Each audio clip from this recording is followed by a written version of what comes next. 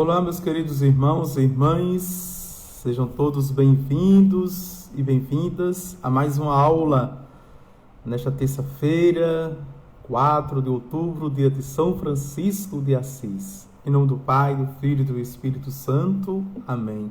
São Francisco de Assis, rogai por nós. Os assuntos dessa catequese, a 14ª, está aí na descrição, a Santa Igreja Católica, vamos ver, Depois vamos ver a história sagrada de Moisés e o batistério, São os temas de hoje da nossa catequese, sempre naquela metodologia de perguntas e respostas, tá certo? O som está saindo, quem está chegando pode sinalizar se o som está bom. O que é a Santa Igreja Católica? A Santa Igreja Católica é a sociedade de todos os cristãos que professam a mesma fé e recebe os mesmos sacramentos sob a obediência dos legítimos pastores e principalmente do Papa. Essa constitui a Igreja Católica. Atenção para a linguagem. A linguagem ainda é tridentina, Porque esse catecismo é ainda do Concílio de Trento. Mas nós podemos dizer que a Igreja Católica é uma comunidade. A Igreja Católica é um corpo místico de Cristo, que tem os seus vários membros, certo? Na teologia paulina, na teologia de Paulo. Portanto, vamos avante.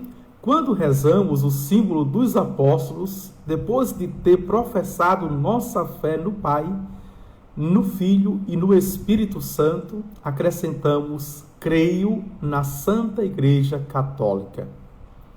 É o que está, o nosso credo que nós professamos. A palavra igreja tem dois significados. Primeiro, indica o templo, a igreja material, fabricada com tijolos e pedras, na qual se realizam as funções religiosas.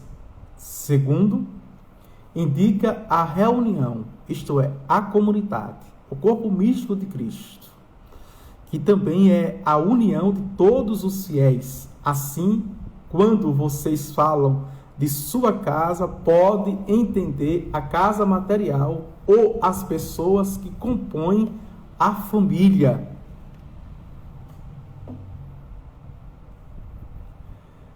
Na lição, não falaremos da igreja material, mas da igreja espiritual, que é formada pelo conjunto ou sociedade de todos os fiéis, de todos os membros. Cada membro tem a sua função, como dizia o apóstolo Paulo. Para o ajudar na pregação, Jesus formou um grupo de 12 apóstolos, 72 discípulos e de piedosas mulheres que o serviam e seguiam em toda parte. Um dia, enquanto Jesus ensinava ao povo, chegaram sua mãe e os irmãos, ou primos, segundo o costume hebraico, de apelidar irmãos aos primos, os quais desejavam falar-lhe. Eis, disseram a Jesus: tua mãe e teus irmãos estão aí fora e te procuram.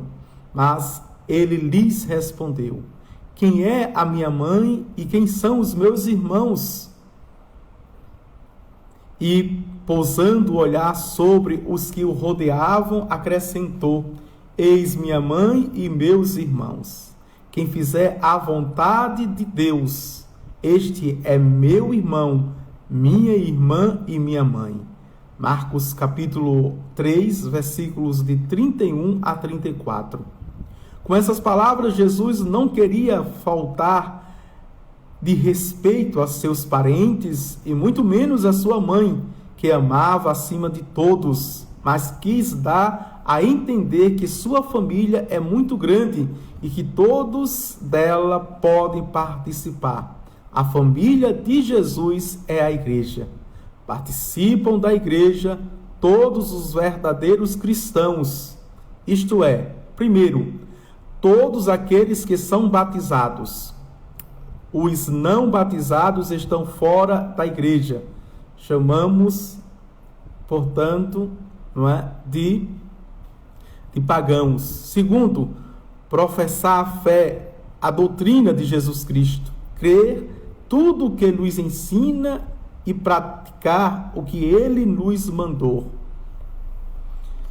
Uma vez, uma mulher admirada das pregações de Jesus exclamou: "Bem-aventurada aquela que foi tua mãe." E Jesus lhe respondeu: "Antes, bem-aventurado aquele que ouve a palavra de Deus e a põe em prática."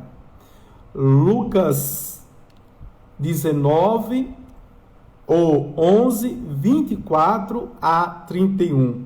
Querendo dar a entender que Nossa Senhora era bem-aventurada porque ouvia sua palavra divina, meditava em seu coração e a praticava, e que todo aquele que ouve e pratica a palavra de Jesus é bem-aventurado porque participa de sua família.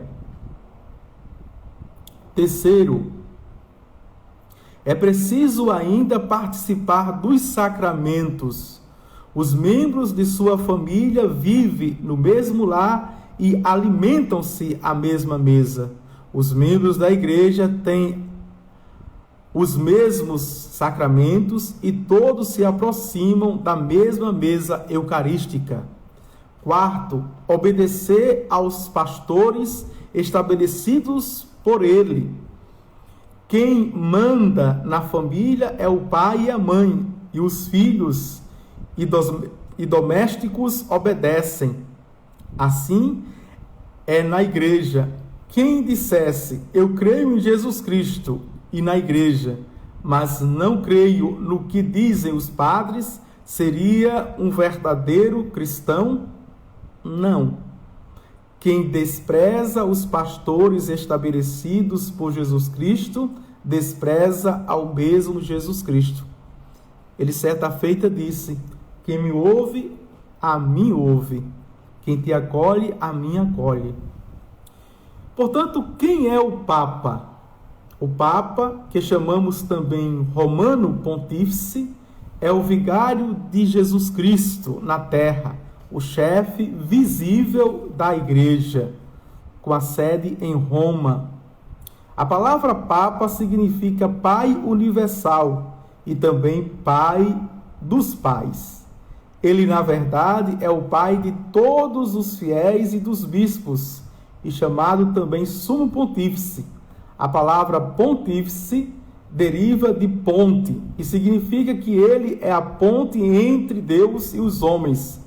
Pontífice, atenção, são também os bispos e sacerdotes, o Papa e o sumo sacerdote. O Papa é, portanto, o sumo sacerdote.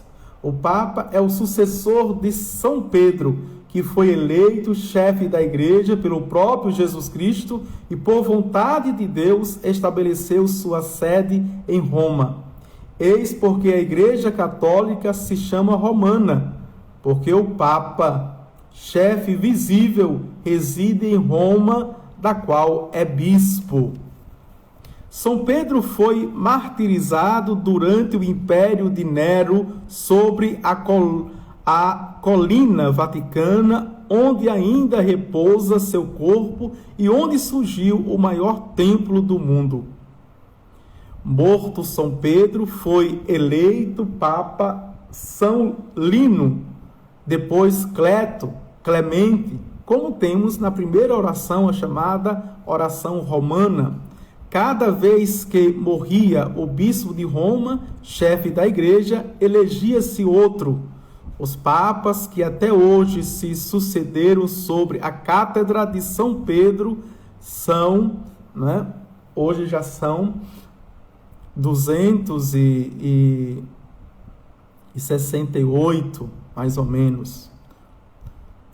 Cristo é o fundador e o verdadeiro chefe da igreja, mas Cristo está no céu, portanto é invisível. O Papa é o seu vigário, chefe visível da igreja, é o doce Cristo na terra, como o chamava Santa Catarina de Sena, né? Olhando para o Papa, ela chamava de o doce Cristo. Vigário é aquele que faz as vezes de um superior. O Papa faz as vezes de Cristo, por isso é justamente chamado de vigário de Cristo. Como respondeu bem aquele pastorzinho romano a Sicur, o qual o interrogou: dize-me, quem é o Papa? O Papa, respondeu ele com firmeza e respeito, é Jesus Cristo sobre a terra.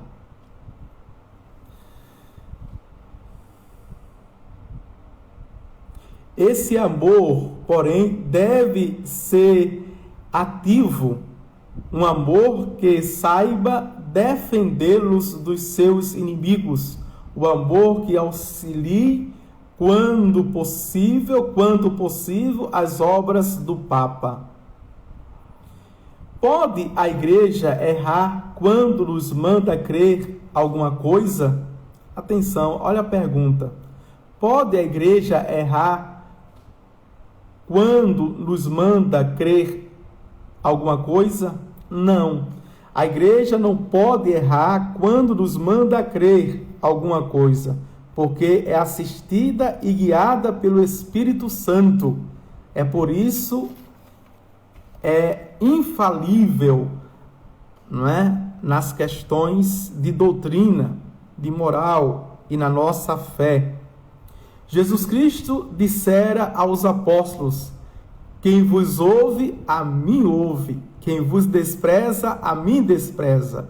Lucas 10:16. Essas palavras de Jesus não se referiam só aos apóstolos de então, mas àqueles de todos os tempos. Referem-se, pois, ao Papa e aos bispos de hoje. No caso, hoje, não é? O nosso Papa Francisco, aqui na nossa Diocese de Palmares, não é? Dom Fernando Barbosa, na sua diocese, você sabe. A igreja divide-se em docente, ou seja, que ensina, os pastores, e discente, que aprende, os fiéis, os leigos. O Papa e os bispos formam a igreja docente e ensinam a doutrina de Jesus Cristo aos fiéis, que constitui a igreja discente. Eu rogarei ao Pai, disse Jesus aos apóstolos, antes de sua morte, e ele vos dará um Consolador, que permaneça sempre convosco, o Espírito de verdade, a quem o mundo não pode receber, porque não o vê nem o conhece. Mas vós o conhecereis, porque habitará convosco e estará em vós. João 14, versículos de 16 a 17. Ainda hoje o Espírito Santo assiste continuamente o Papa e os bispos. Eles não podem, pois, errar quando ensinam aos fiéis verdades reveladas por Deus. Extraordinário isso, não é? O Papa também é infalível. Infalibilidade do Papa papal? Sim, o Papa é infalível. Observem na primeira, veja, na primeira é resposta, não é? Quando nós dissemos nas questões morais. A pompa que envolve, veja, tudo. Interessante que lá no Vaticano, não é? Tem uma pomba que envolve em sua luz a cândida figura do Santo Padre e a Basílica Vaticana. A pomba representa o Espírito Santo, o qual assiste de modo particular o Papa. a fim de que não erre, ensinando aos fiéis as verdadeiras ou as verdades religiosas. Na verdade, o Papa e com ele a Igreja jamais erraram. O Papa sozinho e em união com os bispos não pode errar. Nós chamamos de colegiado. Que consoladora verdade, estamos certos de que, ouvindo e seguindo o que diz a Igreja, não erraremos. Quem não ouve a Igreja e a despreza, não ouve e despreza o próprio Jesus Cristo. Não é? Tem uma expressão muito assertiva quando diz: prefiro errar com a Igreja do que acertar sozinho. E como isso hoje é atual, né?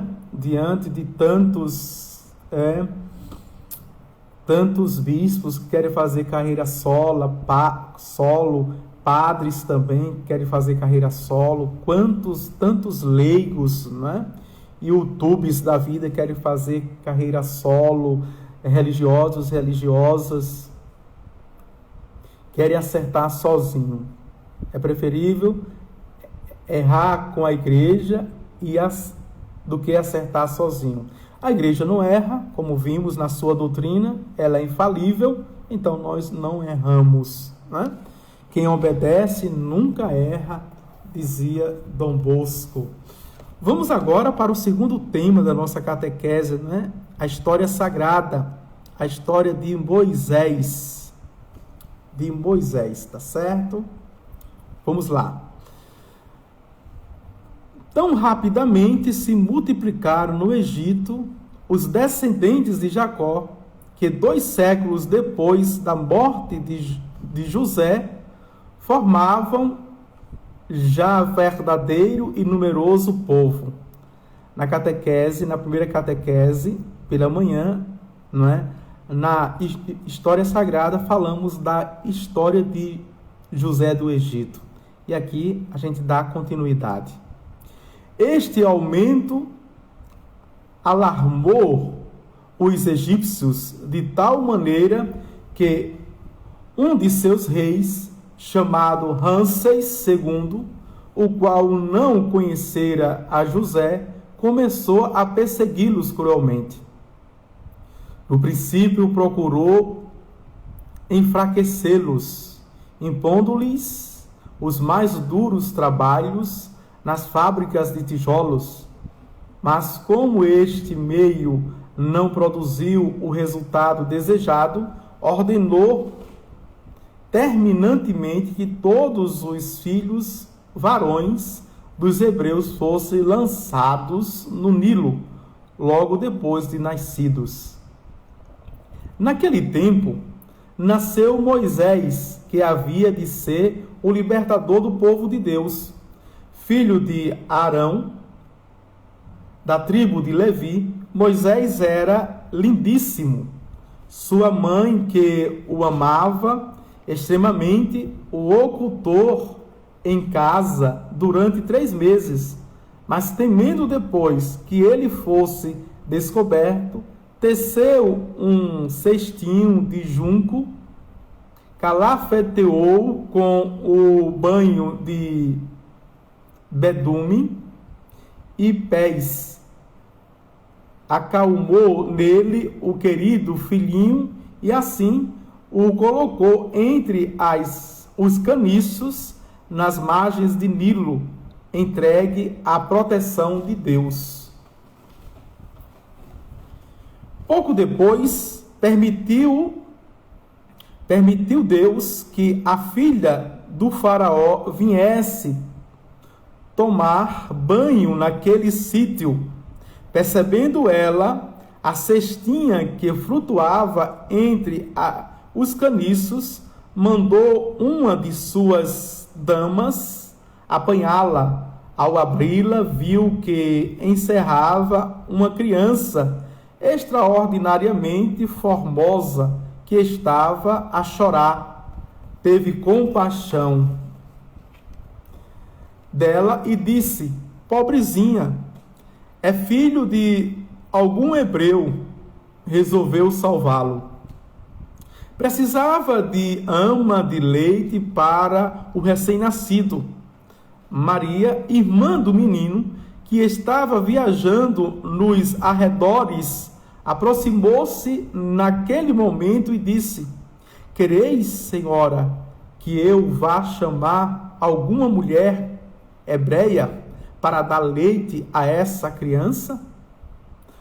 Pois não, respondeu a princesa, e faça depressa. Satisfeitíssima, a menina correu logo chamar a própria mãe, a quem tudo contou. Apenas chegaram, a filha do faraó disse à mãe: Estás vendo este menino? Toma-o e cria-o para mim. Mais tarde pagar-te-ei o que for justo. A mãe tomou o menino, levou-o a casa e o criou. Mais tarde, quando crescido, devolveu a princesa que a adotou, deu-lhe o nome de Moisés, que significa salvo das águas, e o fez educar no palácio real, instruir em todas as ciências dos egípcios. Embora educado na corte, não se esqueceu Moisés de seus irmãos, os hebreus, e até numa ocasião expôs a vida para salvá-los. Viu-se obrigado mais tarde a abandonar a corte e retirar-se no deserto de Madiã. Ali passou 40 anos ocupado na guarda dos rebanhos de um sacerdote do país, chamado Jete, cuja filha, Séfora, tomou como esposa. Estava um dia apacentando o seu rebanho no monte Horebe, quando o Senhor lhe apareceu no meio de uma sarça que ardia sem se consumir. Anunciou-lhe que o havia escolhido para libertar o povo de Israel da escravidão do Egito. Assustado pelas dificuldades da missão, Moisés suplicou ao Senhor que não lhe impusesse. A fim de animá-lo, Deus concedeu-lhe o poder de fazer milagres com a vara que levava na mão e deu-lhe por companheiro seu irmão maior, chamado Arão, para que cooperasse com ele no cumprimento desta difícil missão. Essa é a história sagrada de Moisés, não é? Contada no Êxodo, contada no Números, Levítico e Deuteronômio. Vamos agora para o terceiro tema, não é, da nossa catequese, que é o batistério. O que é batistério? Batistério é o lugar onde se leva as criancinhas a receber o batismo. Acha-se geralmente no fundo da igreja, perto da entrada. No batistério há um pequeno reservatório, a pia que contém a água batismal, portanto. Não é? Em algumas igrejas fica, né, na frente, que a gente diz, né, nos fundos, logo na entrada, fica para o rito de acolhida, ou fica bem também, não é, ali, que compõe um dos elementos do presbitério. A palavra batismo significa lavar, purificar. Batistério, derivado de batismo, indica o lugar onde se lavam e se purificam as almas do pecado original. O batistério propriamente dito consiste em uma pia, mais ou menos grande, mais ou menos artística, de pedra ou mármore, que contém água benta no sábado santo ou na vigília de Pentecostes. Antigamente erguiam-se perto das igrejas esplêndidos batistérios que ainda hoje desafiam os séculos e constituem uma glória para nossos antepassados.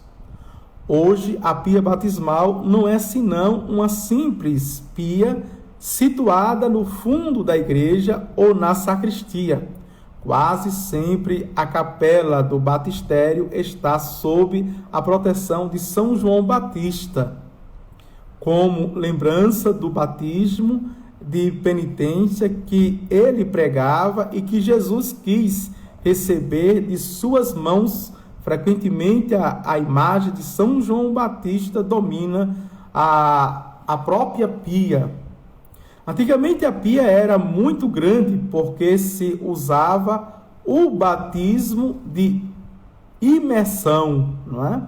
Hoje usa-se o batismo de infusão, por isso as pias são menores. Junto à fonte batismal conservavam-se os vasos do santo crisma e do óleo dos catecúmenos que se usam na cerimônia do batismo.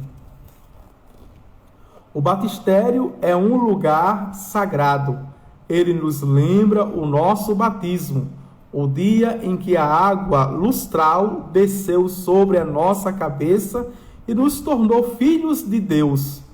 Respeitemos o batistério e renovemos frequentemente, com devoção, os votos batismais.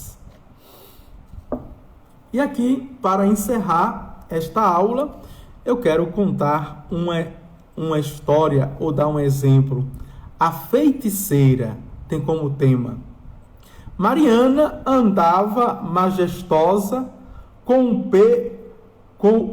peito, o pescoço, os braços repletos de colares, braceletes e amuletos. Gozava de grande crédito entre os pagãos de Bassu-Tolã, na África, que frequentemente a consultavam de modo especial para expulsar o espírito maligno do corpo dos enfermos. Um dia, um missionário perguntou-lhe quando haveria de converter-se para servir a Deus. Ela respondeu que servia o Deus dos negros e não conhecia outro. Existe um Deus que é o de todos, brancos e pretos. Esse é o verdadeiro Deus, disse o missionário. Refletirei, respondeu a feiticeira, continuando seu caminho, e pensou seriamente. Mariana adoeceu e estava para morrer. Pediu o missionário, mas os parentes não o quiseram chamar. Um dia, o missionário viu a feiticeira chegar à missão, mas como estava diferente, modestamente vestida, sem nenhum adorno, aproximou-se do padre e contou-lhe por extenso tudo o que havia acontecido durante a doença. Disse que um jovem belíssimo lhe aparecera vestido de branco e que, estendendo a mão, disse: segue-me. Vim procurar-te para tirar-te da lama em que viveste até agora. Ela levantou-se e o seguiu.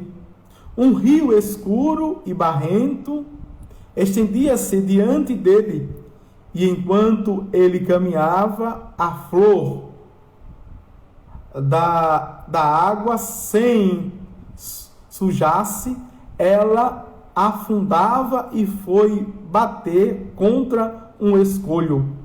Aquele jovem lhe estendeu a mão, tirando-a do barro, e a conduziu a muitos templos onde o povo rezava e cantava, imergindo na mais espessa treva. Aquela gente, disse o jovem, julgava invocar a Deus e estava privada da luz da verdade. O caminho antes fácil e plano tornou-se cansativo e sinuoso.